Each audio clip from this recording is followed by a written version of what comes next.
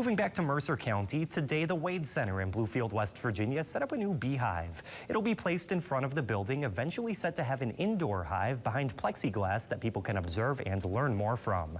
Photojournalist Mark Hughes brings us more on this story. And today we're at the Wade Center in Bluefield. We're going to install some bees for the kids to be able to see the process of beekeeping. We found a grant from Whole Kids Foundation, which is a part of Whole Foods. We received an indoor hive for observation, and we connected with our bee expert who told us you need a real hive. So apparently we'll be filling up the observation hive pretty quickly, so there'll be a lot for the kids to see, and we'll have our own swarm right here.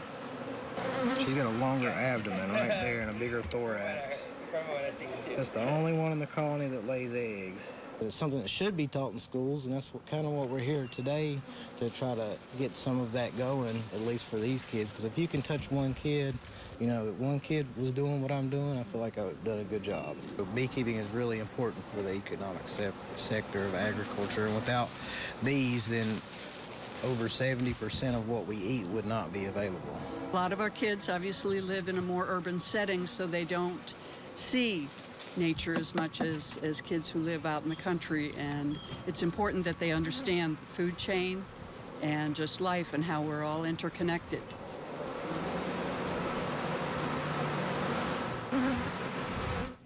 Wow, once again, that was brought to us by photojournalist Mark Hughes. Thank you for that story, Mark. Now don't go